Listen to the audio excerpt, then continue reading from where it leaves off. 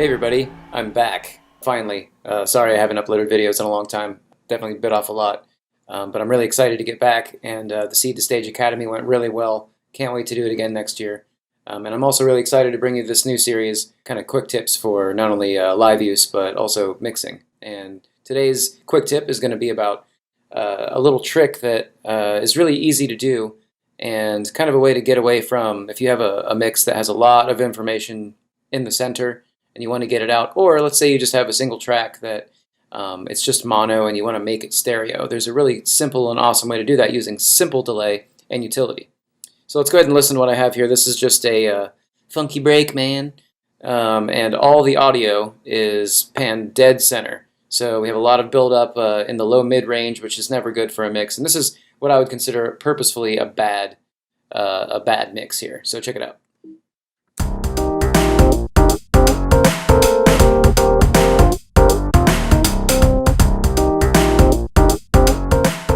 So as you can hear, there's a bass line. I don't know if you can probably barely hear the bass line because the keys are making the same frequency range as the bass. And so what we need to do is try to get those two elements away from each other so that you can hear them both. And one of the ways we can do that is by using the stereo field. Right now we're not really accessing the stereo field, we're just kind of listening to these instruments just on top of each other. So let's go ahead and grab a simple delay and drop it in. Now, right away, you are going to have to do a couple things in order to make this work. Stereo information, things that sound wide, are the reason that things sound wide, especially if it's the same signal, is because of delay. And let me explain this a little bit. If the speakers are doing something at the same time, you're always going to hear the audio in what sounds like the center. Okay? When one speaker is louder than the other with the same sound, you're going to hear it panned. Okay? So the first, knee-jerk reaction might be to just pan these sounds. Well, a lot of the times we want to get balance, and balance is achieved by actually delaying one of the speakers so that both speakers are playing kind of the same information, but not at exactly the same time. Let's take a listen to just the bass, okay? And what I'm going to do is I dropped this simple delay here, and I'm going to turn the dry wet all the way up, okay? And the next thing I'm going to do is I'm going to unsync the delays. Right now, these are two separate delay lines, okay? And if I unsync them, their default setting is 100 milliseconds. If I drag this all the way down to 1 millisecond and drag the other one all the way down, this is what I have. I basically just have the same signal, but it's a millisecond slower. Let's just listen to this. So, okay, we haven't solved any issues yet. What we can do, though, is we can delay one of these, and you're going to get this magical sound where all of a sudden it's going to sound extremely wide. Okay, so let's just go ahead and increase this right delay time. Right away, just 1 millisecond difference, and it sounds like it jumped all the way over to just the left side. But as I increase this,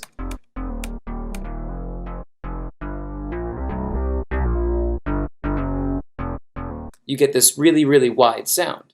Okay, and you might say, well, Anthony, it sounds like it's just panned to the left. That's because the left speaker is firing first, so it tricks the ear into thinking that it's panned to the left when really it isn't. But you still get some information in the right speaker that you can hear. And what we want to do is we want to be able to control this, though. Like right now, this is completely wide. And something I'm a stickler about is giving your reverb a chance to hang out, or maybe some other sounds you want in the far panned world. If you pan this bass all the way out there, you're kind of taking up a lot of stereo space. So the next thing that you want to do is drop a utility plugin in there. Okay, the new update on the utility plugin is great. If you don't have Ableton 10, it's fine. You can still do a lot of this. Essentially, we're going to reduce the width now. Now that we have this wide delay going on, if we reduce the width, we can kind of control how wide this is. Okay, so I'm going to play this again. I'm going to reduce the width a little bit. Okay, and then as with every single thing we do, when we're affecting our audio, we want to be able to listen to the original and then listen to the new effect at the same volume. We want a volume match, and the reason we want to do that is we want to make sure that when we make a new effect, we don't just think it sounds better because it sounds louder. We want to make sure that it sounds better because it actually sounds better. So what I like to do is select the first effect, hit Shift, hit to the right, and I can select the second effect. And then if I right-click, I can group these effects together. All right, And why would I want to do that? And the reason I want to do that is I have now an on-off button, so I can A-B the effect and then the clean original bass. So now we can listen.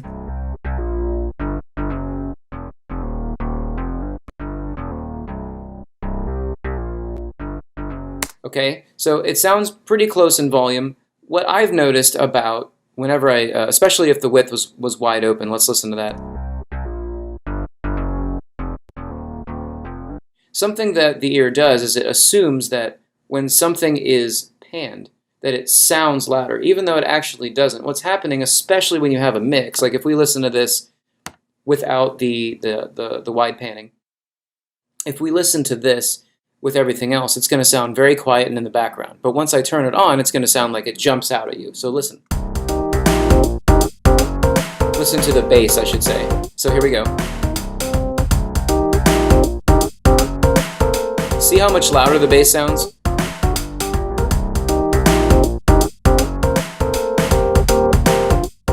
Okay, so that's what happens with the width all the way wide open. When we listen to something panning, it sounds louder. So it's kind of like, you could think of it as like as free volume.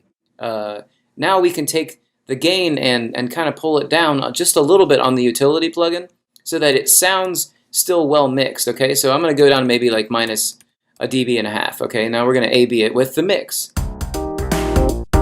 That's without it. Now we're starting to get a little separation, okay? We're starting to be able to hear the instruments separately. I can hear the keys in the middle, the drums in the middle, and the bass out there. But I still don't like what's happening. There's keys that are fighting with frequencies in the drums, and we're going to try to combat that with the same effect, chain, but we're going to have a couple different settings, okay? Let's go ahead and grab another one of those simple delays. We're going to drag it in there. Now remember, you want to turn the dry wet all the way up. You want to unsync the left and right channel. We're going to pull these down to 1 millisecond, okay? And then what we're going to do is we're going to listen to this delay on the keys, and we're going to try to delay this just a little bit differently to get a different sound. So I'm going to start pulling up instead of the right channel, I'm going to pull up the left channel, because why? It's going to sound like now the keys are kind of panned to the right, even though they actually aren't. It's just the speaker firing first, okay? Let's just listen to this. All right, so I'm going to increase the time.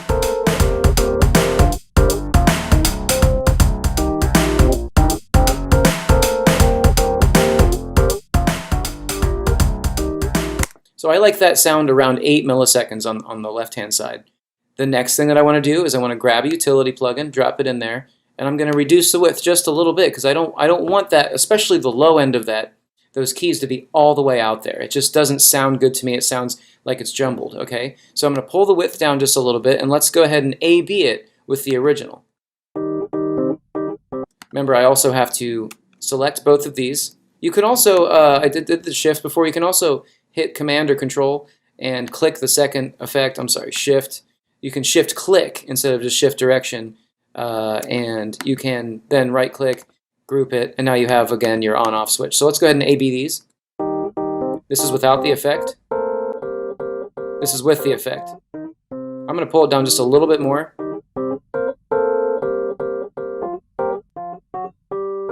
So that sounds good. And now let's talk about, let's actually go ahead and play these together. This is the bass and the keys without the drums.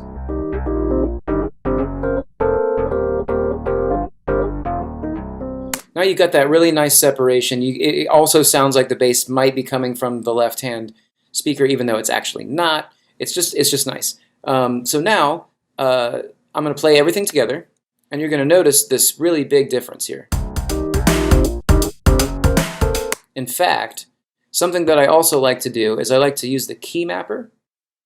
And what I can do is I can map, let's just map a random key like Q to the on-off switch of this group for the keys. Why am I doing that? That way I can just press my Q key and I can turn on and off the effect. I'm going to do the same thing on the bass. That way we can really listen to the difference. So both of these effects will turn on and off with just one press. We can really listen to the difference this little effect made, okay? So this is with it off.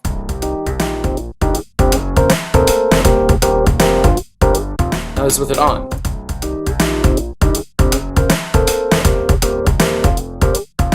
With it off. With it on.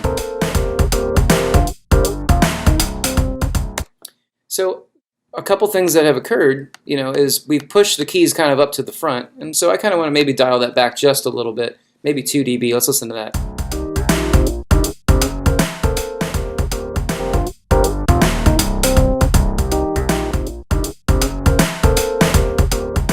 Now to me that sounds like a balanced rhythm section. Maybe the drums are a little loud, that's okay. So what I also want to do is I'm listening to this bass, and I have a lot of bass information that's really wide. So if you have Ableton 10, something that they changed about the utility is now you can make the bass mono. Essentially you can take under this shelving frequency, by default it's 120 Hertz. You can actually take the low end and make it mono, and one of the reasons you might want to do that is that it takes a lot of energy to make bass, so sometimes it's better to have both speakers doing exactly the same thing when they're trying to make bass. So the audible effect of this is, and you might need headphones to hear this or high-end studio speakers, let's go ahead and listen without it. And if I turn the bass mono on, right away you can tell that it sounds like there's been some sort of EQ cut to the width. Okay, when this is really wide, you're going to have that situation happen. So when I bring the width down just a little bit more, you might hear a little bit more of that low end in the center. And if it's all the way wide, you're not going to have it at all. So a good thing to do is to try to find a balance. That's what you're looking for. And remember, always use your AB.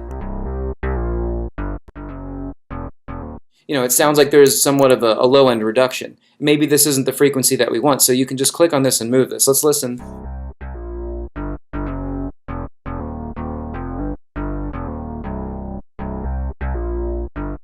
Sounds a little bit better around 100 Hertz. Okay, so yeah, that's the simple delay trick to get a lot of width out of a mono channel. Okay, use this profusely. It's really fun. It's been a trick I've been using ever since Ableton, like 3 or 4, and it's just really useful. Thanks for watching, everybody, and look forward to a lot more videos coming out more frequently. Thanks so much for all the support. Like, comment, subscribe. Love you. See you next time.